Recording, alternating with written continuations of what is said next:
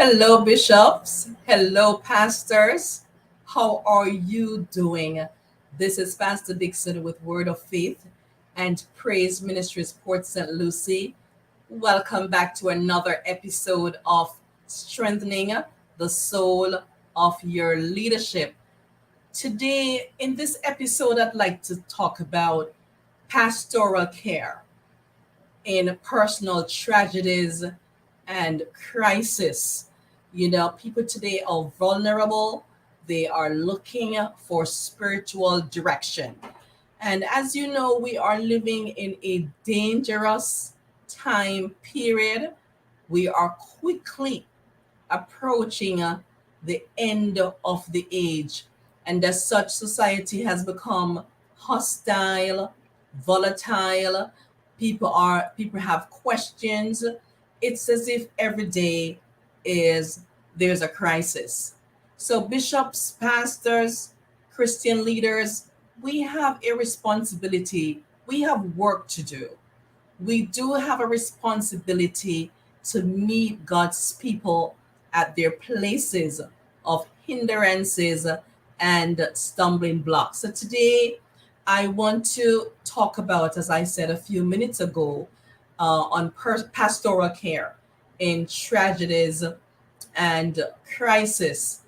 Church members, they look to their pastors to talk with, and most importantly, to pray with them or to pray for them. All right. You could be the only pastor in your family. Your family members will be looking to you for prayer, for spiritual direction. Now, as you know, personal tragedies speak of unwelcome circumstances, unwelcomed set of circumstances in people's life. And sometimes it imposes some horrific circumstances. For example, the recent school shooting. It could be a child killed in a motor vehicle accident.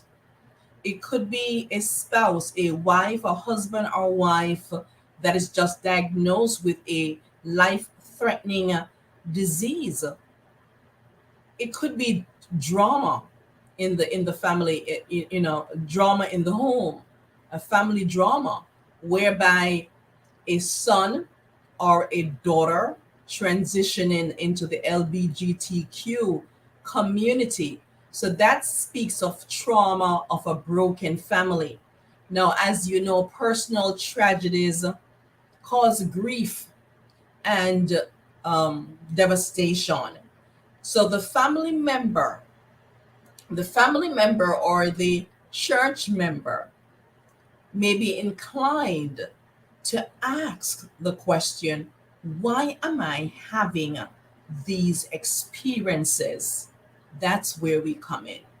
The caring pastor, it is important that we are equipped and ready to enter the lives of the sufferer or the victims, or or the hurting family.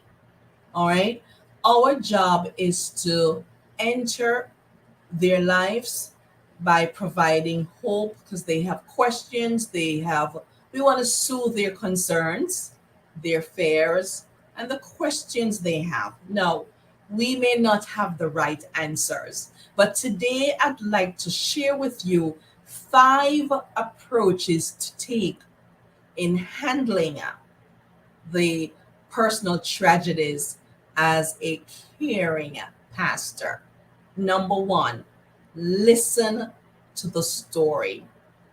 Listen with the intention to listen. Listen with your heart, not to remedy the situation, not to try to fix it, but listen to the story. Point number two, acknowledge the predicament. Acknowledge the predicament. Do not in any way discount, discourage, discredit the circumstances that the individual has taken to you, but acknowledge the predicament. Point number three, seek to connect the individual to God. Seek to connect the individual to God. You know, I've observed something a long time ago. Whenever there's an individual who is vulnerable, I observed that leaders, Christian leaders or leaders on a whole, they seek to take advantage of that individual. As a pastor, as a spiritual Christian believer, a spiritual leader, our job is to connect the family to God. Seek to connect the family to God. Point number 4, bless the process. Bless the process of healing by the Lord. And this involves praying, fasting, praying again, fasting, because these situations are heavy. They are heavy. And so, therefore, we need to pray. So, bless the process of healing by the Lord. Point number 5, you may need to refer the individual to a reputable professional Christian counselor. We are the first stop. And some of us may not be trained, so we want to refer out because we're not licensed to, to provide counseling. All we're doing is providing biblical encouragement. So you may need to refer the individual to a professional Christian counselor.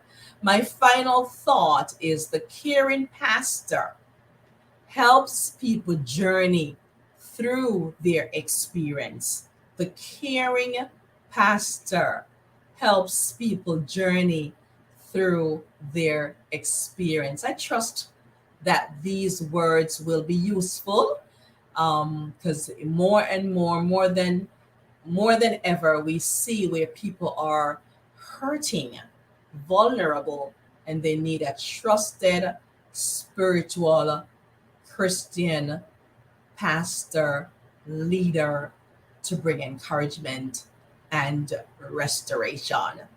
Thank you. And may these words strengthen the soul of your leadership.